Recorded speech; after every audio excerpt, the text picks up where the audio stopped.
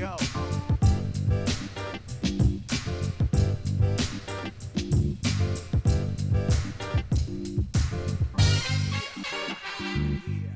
Mardy Fish, nothing personal word of the day. We've got to sit down. He's here. The Mardy Fish, the famous Mardy Fish, on and off the court, has graced us with his presence for 45 minutes here on a Samson Sit-Down. We have so much to get to. Let me first start by saying, welcome to Nothing Personal, Marty. How are you? Thank you. Yeah, big fan. Big fan of yours. I've been listening to the Levitard show for quite a while now, and loved your sit downs with them all the way through. When you couldn't talk, when you weren't allowed to say anything, all the way up until you literally say anything. So thanks for having me, man.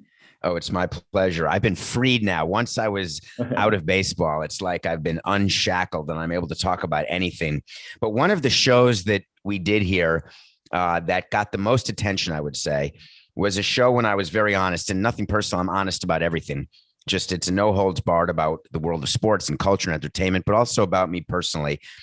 And I was discussing my anxiety issues. And the first anxiety attack I ever had was on the team plane in 2003, flying to San Francisco for the first round of the playoffs. And I didn't know what was going on, except I said to the trainer on the plane, we have to land because I'm about to die. And I had a full plane of players. We were flying out to the playoffs. We were in the middle of a 6-hour flight from Florida. And he said, what are you talking about? I said, no, you don't realize I'm not crying wolf here. I'm about to die. And I don't want to die on this Miami Air charter. So we're going to have to land. And he calmed me down somehow.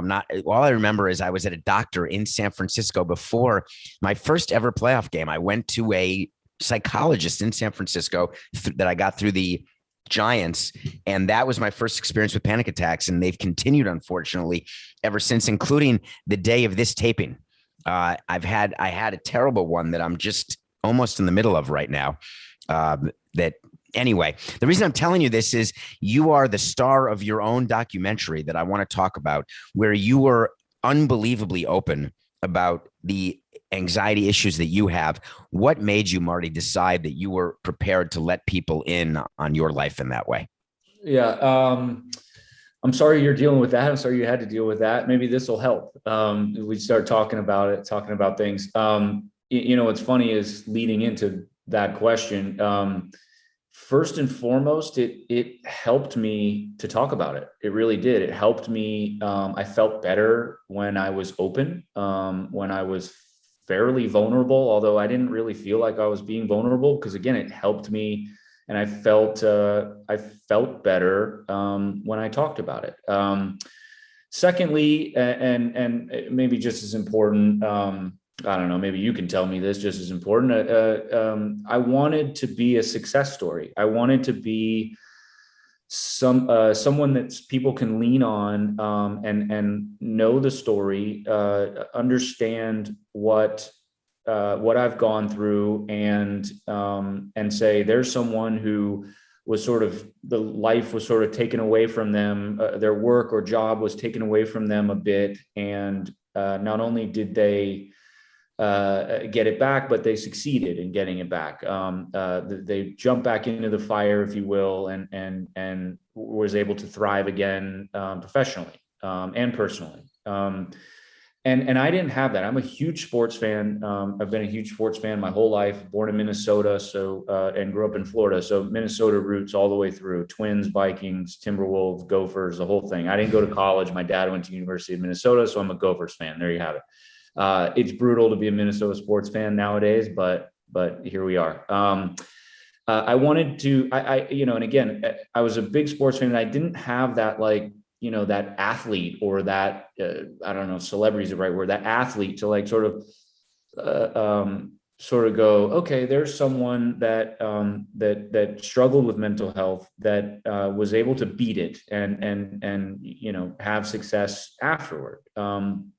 And there had been a couple instances that I can remember where there was a golfer that in Orlando one time that struggled on the golf course in the third round of a tournament. I forget his name. He actually had to lay down on the course at one point. Actually ended up winning the golf tournament.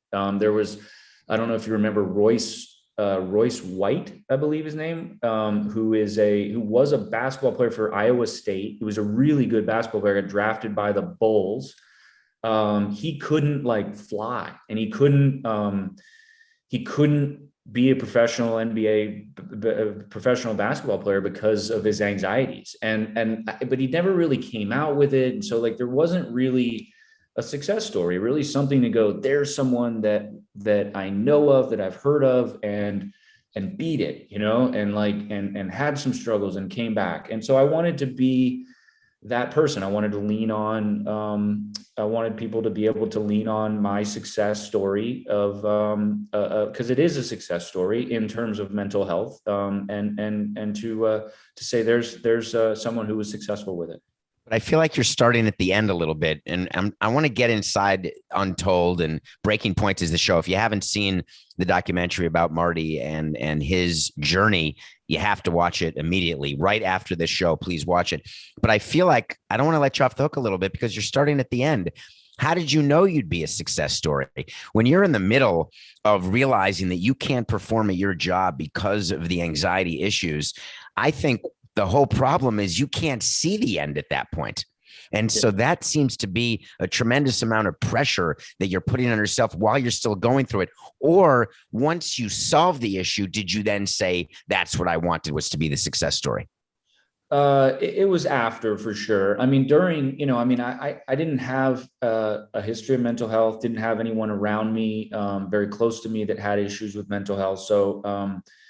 So I didn't know what was going on. I certainly initially didn't know what was going on throughout the summer of 2012, which was when it really came to a head. I didn't understand what these thoughts were, what panic attacks were, what anxiety attacks were. I knew I was having anxious moments, figured they'd go away, figured that, I wasn't having them on the tennis court in 2012. It was really the only place that I wasn't. And so I just felt like, well, if I don't have them on the tennis court, then I'm sure eventually they'll just go away. And boy, was I wrong.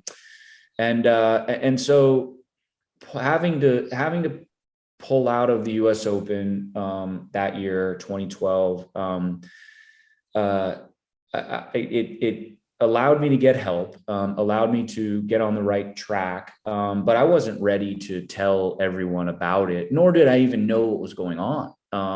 Was I going to be able to play in Asia in October? And this was, late August, early September. Was I going to be able to play in November in Europe? I have no idea. So all those things were sort of happening, just sort of in real time. And so it wasn't until probably when I realized that I knew that the end of my career was near, that I knew the next chapter in my life was hopefully going to start, that I really wanted to come out with it and really talk about it, openly talk about it. And the first time that I did that was in the Players Tribune.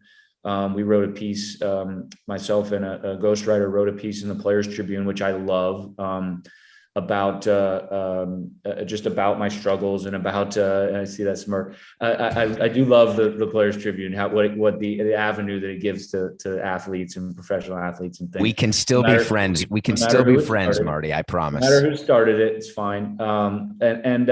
So that was where we started. We started there. 2015 was my last tournament, the US Open there. Wanted to get back there, wanted to get back to that place where it was sort of all taken away from me. And that was, for me, it wasn't about winning the tournament. I knew I wasn't going to win that tournament. It wasn't even about winning matches.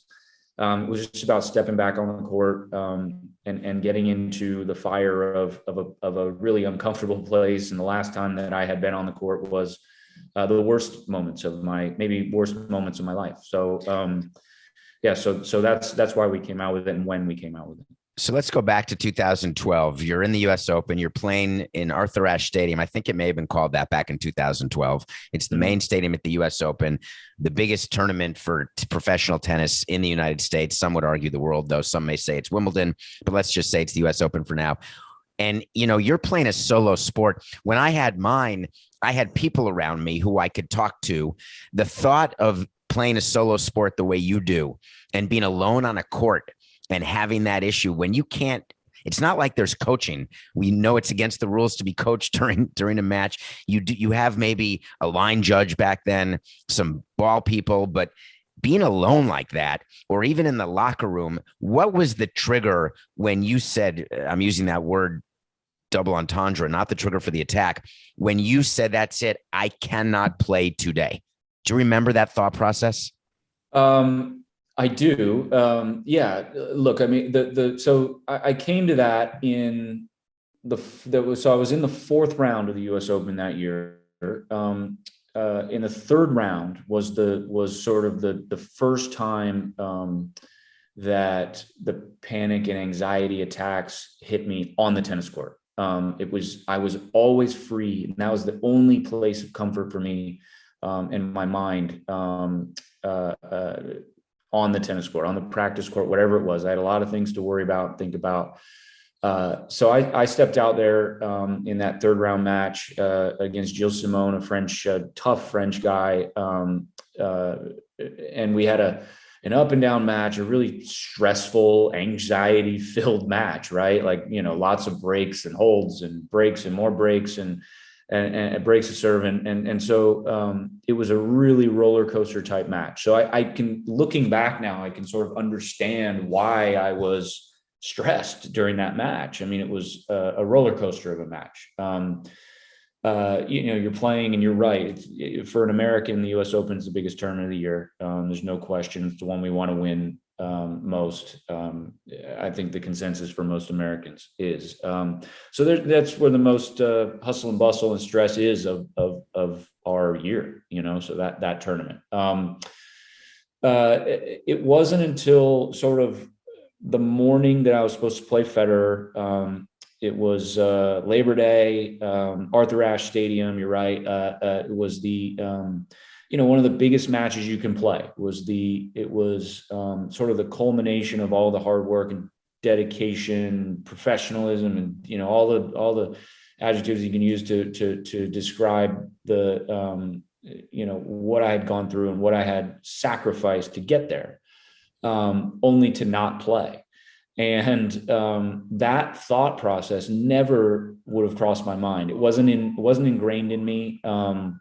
It's not ingrained in athletes. I don't think it's ingrained in very many people, specifically tennis players. You're right. Tennis is a really individualistic sport. It's the only major sport, think marathon runner or something like that. But like, you leave the locker room, we're all by ourselves. So we got to figure out how to beat one person that day, all by ourselves. We don't have to beat the whole draw. You don't have to beat 25 people, just one person that one day, but you get no help.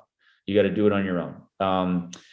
And so the thought of having to go out there by myself, when I was feeling like this was daunting, to say the least. I was emotional. I'm not a crier, but I was crying like crazy in the car headed to the site that day. I'm a really big proponent of a support system. I had a phenomenal support system that started with my wife, and my wife didn't grow up in sports. She didn't play very many sports. If she says she played high school tennis, but I'm yet to see where the talent is there. But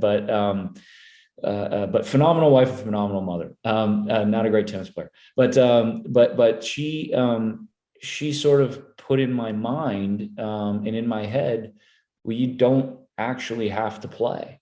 And I never would have thought that. I was never trained that. I was trained to never show weakness, never show fear, never, try not to show emotion, try not to show negative emotion. That was hard at times, the negative emotion part, but it was, but that's how I was trained. So thank God she was there to put that thought in my head, because I don't think I ever would have done that. Was she in the car with you on the way? Because my guess is that you could have been staying back then at the Hyatt which is the hotel on 42nd and Lex, and you have to go over the Midtown Tunnel to get to the where Citi Field is, where Shea Stadium was at that point, or maybe Citi was open. Are you in the car with your wife when you're crying, or are you just with the driver? Yeah, I'm with my trainer, my wife, and my coach and the driver. So not alone either. And so again, great support system, and my physio is still to this day one of the closest people I have. Partly because of going through that process with him and them as well. But do they ask you what's wrong, Marty, when you're doing that? When you're on your way to play Roger Federer in the fourth round of the U.S. Open in the main stadium on the big stage, and you start breaking down on the way, are they wondering whether this is nerves, or are you able to explain to them what's happening or not? Yeah, at this point, I'm at this point they fully know what's going on.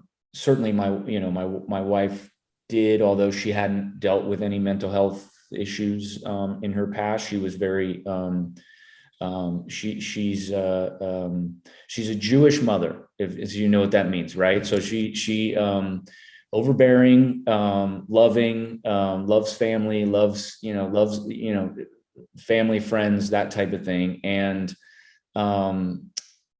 so she was very understanding. But maybe that's not the best word. Maybe she was very open to understanding what was going on, or trying to understand what was going on, because she hadn't dealt with something like that.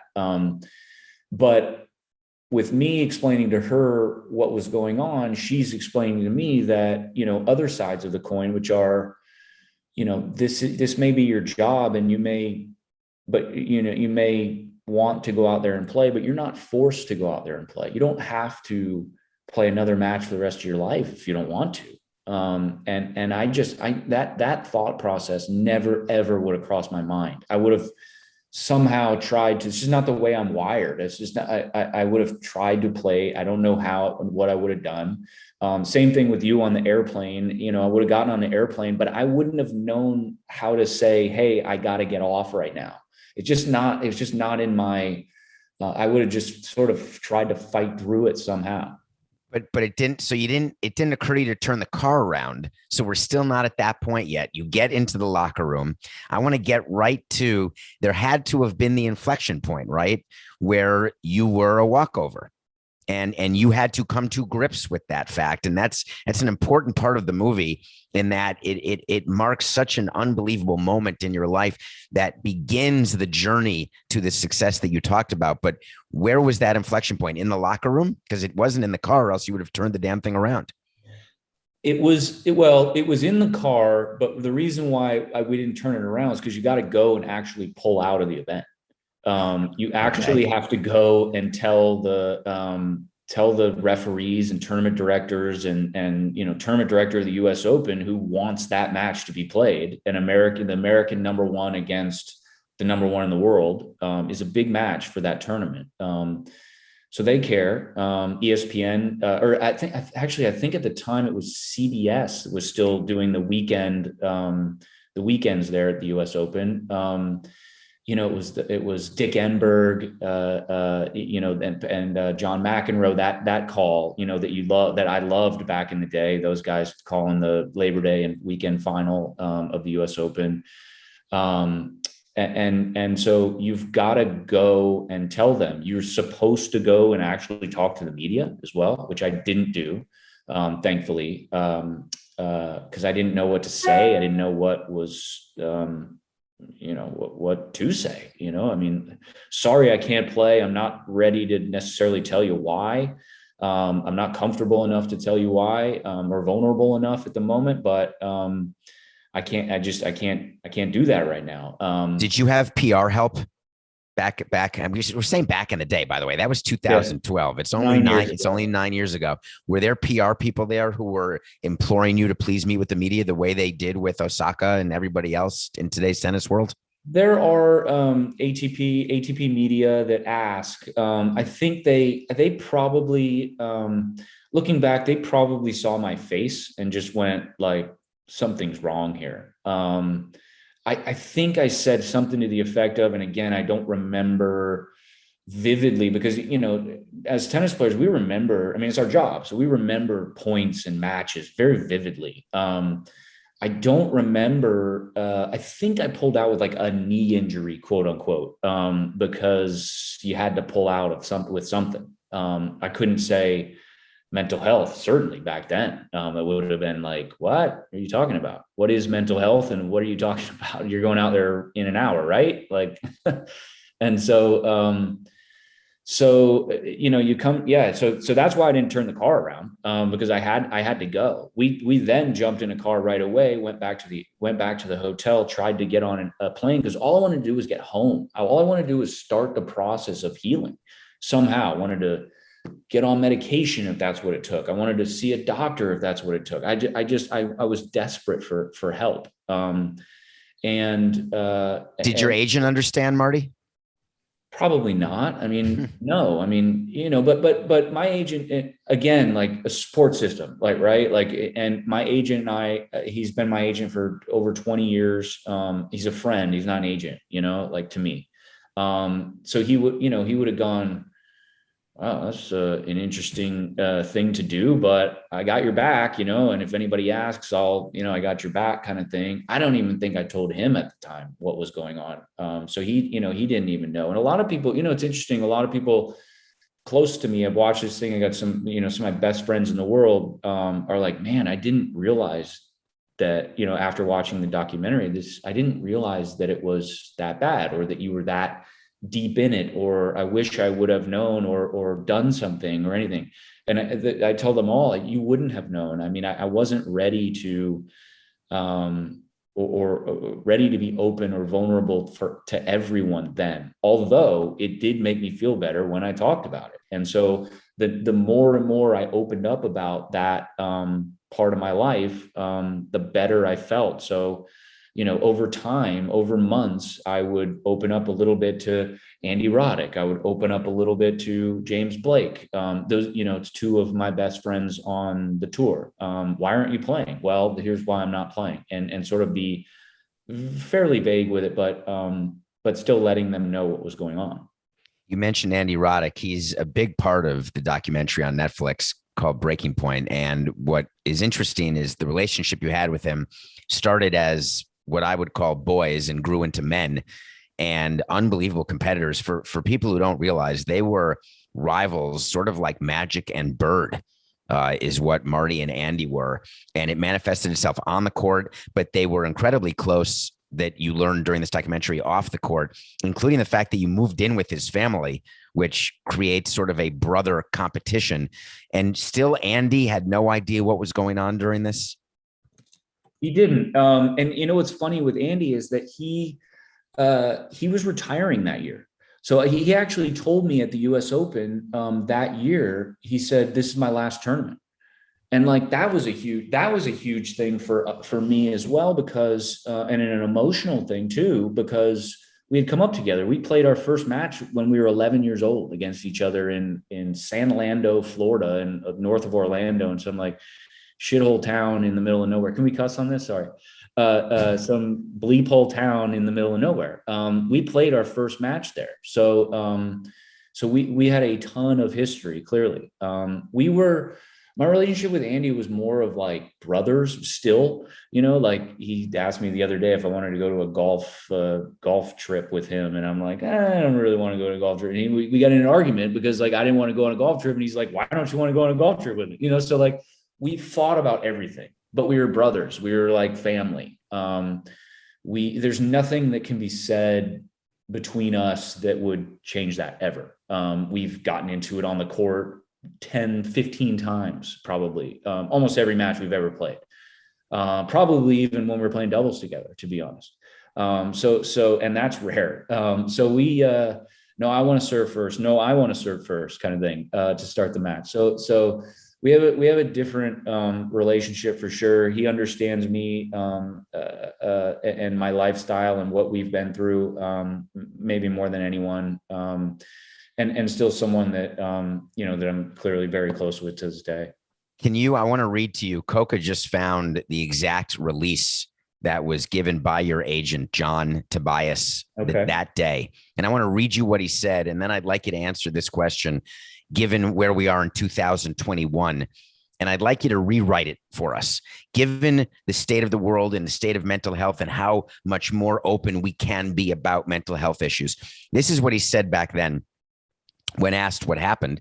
We are not 100% sure what the issue is and if it is related to his previous issues.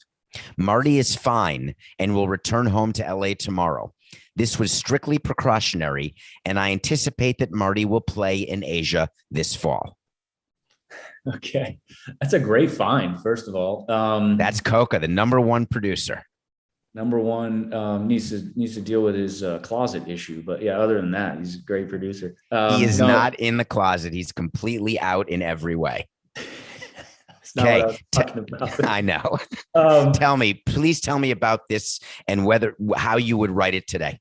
So I'm assuming that he's thinking about, because I had a look, in a really short way, I'll try to explain how this thing started. And I had a heart issue called tachycardia. It's an electrical issue around your heart. There's electrodes around your heart. It's the quarterback to your heart. When it fires, it tells your heart to beat. Fire up a bump, fire up a bump. There's thousands of them. They can fire uncontrollably sometimes. They can malfunction. When they malfunction, they fire uncontrollably. They can fire. Your heart doesn't know anything else but to beat. Bump, bump, bump, bump, bump, bump. I trained at a really high level off the court and in practice with a heart rate monitor. I tried to get my heart to a certain number, as high as I could possibly get it. And then in 25 seconds, I would try to get it down as low as I possibly could. That's how I trained. So I knew that whatever I did on the court or off the court, fitness wise, I couldn't get my heart to beat past 192 beats per minute. That's as high as I ever saw it go. When I had this tachycardia issue, my heart would beat 220, 230 beats per minute. So I'm thinking, when this is initially happening, holy bleep, I'm dying. Is my heart going to explode? I don't know anything. I don't know what's going on. So I had to go to the hospital a few times because of that. Looking back, it's similar to a panic attack or something like that. I got that fixed, but from the traumatic experiences of that, where my heart is beating, I don't want to go back. Am I going to go back to that? So I think I developed a lot of apart from the stress of just, everyday life and jobs and that everybody has, I did have that issue. So I think that press release sounds like it's not related to, or it may be directly or not related to that incident. So I'll rewrite it. Marty has severe anxiety disorder. He has tried to deal with this for the entire summer, has played through it, and is now hit a place where he doesn't feel comfortable on the court.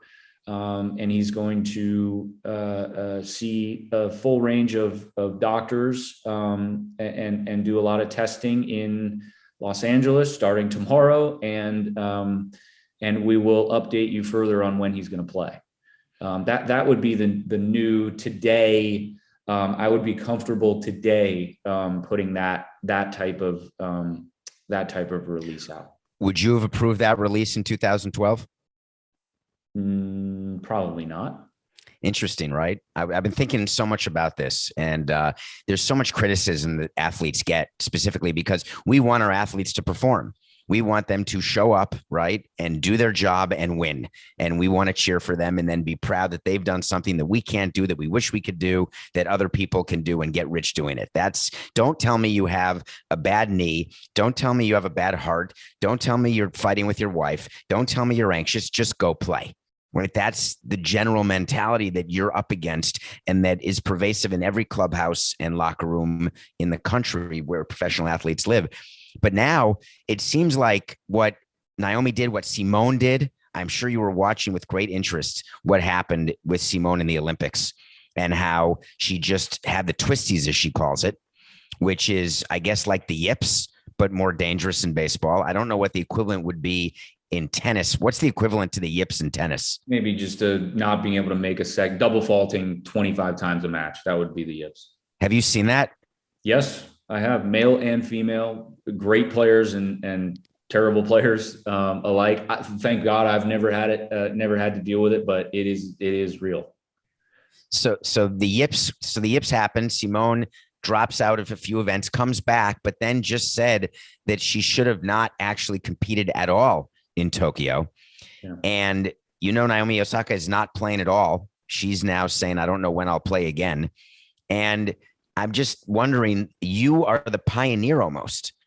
And for when people watch this documentary, as I really think about this, you may be the first athlete who was willing to truly discuss this in the detail you did in the movie. Do you realize sort of when you say you want it to be a success, but the import of what you're doing, are you now sort of the spokesperson for anxiety disorder for professional athletes? Is that a role you want? Yeah. I mean, I would love a role where I can tell my story that helps people, that helps others. This doc has come out and I don't have hundreds of direct messages on Twitter. I have thousands, David, thousands, not hundreds. I mean, I can send you the video where you can video your phone and I just sort of go through. I've written to everyone back. It's taken some time. Every day I look and I've got, 20 or 30 more. And that makes me feel good. It makes me feel like, I started this whole thing and Netflix and Players Tribune and the Way brothers come and they say, we want to do this and we've chosen yours. And, okay, I'm ready. And I say, okay, I'm ready. Yep. They're the directors. Just want to let people know the Way, in case people don't, the Way brothers directed Breaking Point. Sorry. Phenomenal directors, sort of a perfect storm, if you will. I love what the Players Tribune does. Netflix, obviously a monster platform. And then the Way brothers are just phenomenal. If you haven't seen anything that they've done, check out Wild Wild Country, Battered Bastards of Baseball. They've won multiple Emmys, phenomenal directors and writers. They have a history of tennis as well. They grew up around tennis, so they understood it a little bit. They're fans of tennis. Perfect storm in terms of how to get this story out. Do I want to be the first one? No, I don't want to be the first one, but somebody's got to do it. Look, you mentioned Naomi. Naomi and I are very close. She lives out here in Los Angeles. We play tennis together. I know her agent very well. And again, it's, you say agent, you just people think like, oh, it's just your agent. Nowadays, agents are really like integral in athletes, especially individual athletes' lives. And hers is no different. So she relies on him, Stuart Dugood, very much. Stuart and I are very close as well. Naomi, Simone, I mean, Naomi's a person that really understands her place in history. She wants to be one of the greatest tennis players ever. So for her, for me understanding that and sort of following along at the French Open, she had won the 2 previous Grand Slams. She had won the US Open and the Australian Open earlier that year. She pulls out of the French Open in the 3rd round. I know that she understands history of tennis. I understand that she wants to be one of the greatest ever, wants to win, as many more Grand Slams than anyone. So I see that and I say, man, she pulled out. Like, that's not just I don't want to talk to the media type pull out. Simone Biles has worked at least the last 5 years for the Olympics and obviously her entire life to get to the position that she's in.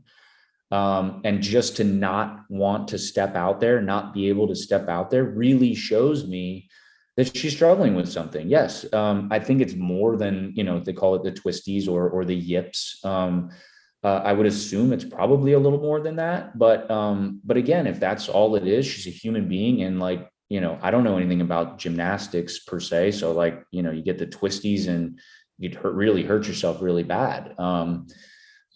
So maybe it took a male to come out and say, hey, I struggled with this. Maybe people, because a lot of the dialogue back and forth after that, even to me, who understands mental health really well, was half negative, half positive, which was a bummer. And everyone that reached out to me and said, "Oh, that's pretty," she didn't want to play, and she's not very good on clay, so she just didn't want to play the French Open. It's so naive, so naive. And I would try and explain to them my thoughts behind it, without judgment, just saying, "Look, this is what I think, and I lived through this type of thing."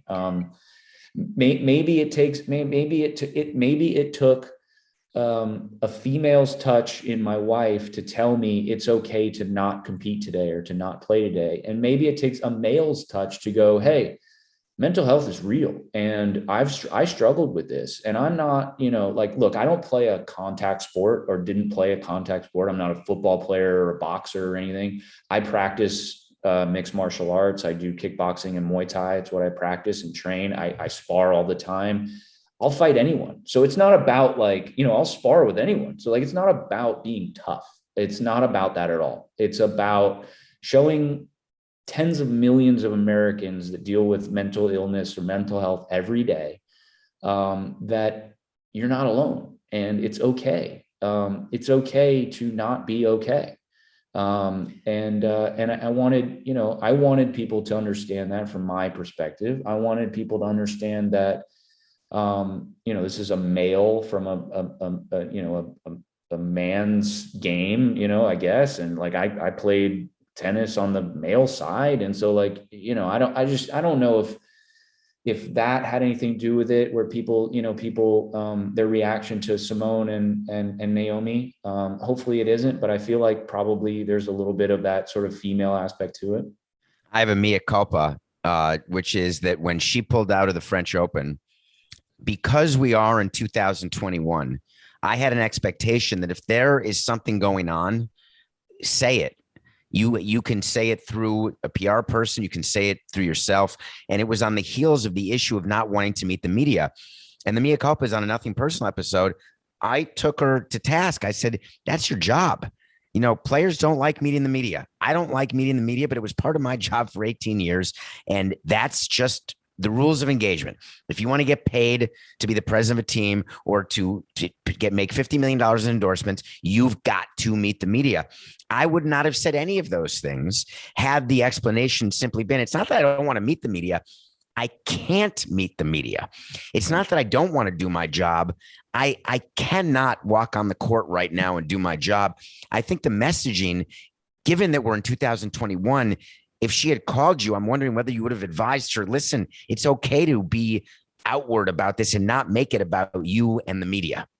Yeah. I mean, I certainly would have said that. I certainly would have at least said, be vulnerable with someone, be vulnerable with your agent, Stuart, be vulnerable with me, anyone that you are close with. I don't know the inner workings of Simone Biles, personal life. Obviously, she's gone through a lot. We know that, and I don't know, Naomi. I don't know her, personal life with her family or her parents or her boyfriend. She's a real human, and so these things are uncomfortable. She's shy. That doesn't mean, just because you're shy doesn't mean you don't need to talk to the media. That doesn't mean that. What people don't understand too, with someone like her, someone like Roger Federer, Rafa does it a little bit better, where Nadal does it a little bit better, where he acts like he doesn't speak quite as good of English as he actually does. I'm sure you've seen a few baseball players like that.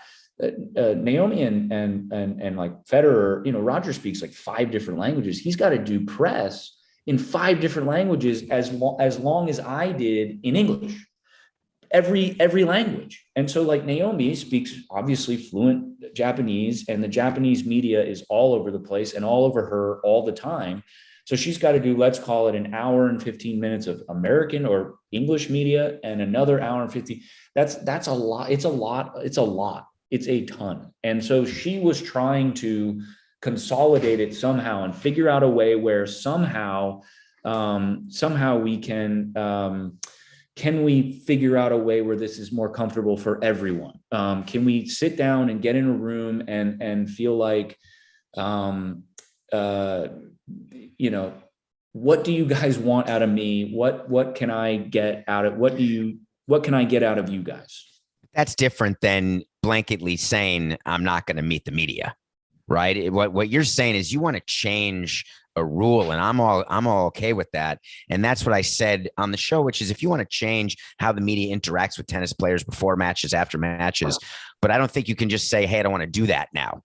And that's why I wish maybe she would have gone into detail and said, it's not that I'm uncomfortable or not that I don't want to give the Japanese media time. I watched Ichiro negotiate with the Japanese media, the American media, and it's brutal. He also said that he did not speak English, but he did speak perfect English, by the way. Yeah. And one of the factors that occurs to me is that she's so young. Right. She, you talk about her that wanting to be the world's greatest tennis player and wanting to have the most Grand Slams. She's 23 years old. Right. Yep. So she's not equipped to maybe deal with. And I worry about this as a former team president. We do so much to these young people and we treat them as adults. We pay them like adults. We make them act like adults. And we never want to believe that they can act like a person who's 23 or 22 or 21. And I think that's the biggest issue in sports right now is what we're demanding of these young people. And we're watching these athletes burn out at a rate that is really unheard of. And tennis to me is a prime example because you were ahead of the game in tennis. There have been young players burning out in tennis for 40 years. But I feel like the stakes are so much higher now with social media and how that has really changed all of us. Do you see in your conversations with players that they're getting burnt out earlier, faster? And do you think social media is a part of it? Anxiety is a part of it? Expectation? What are you seeing in today's players?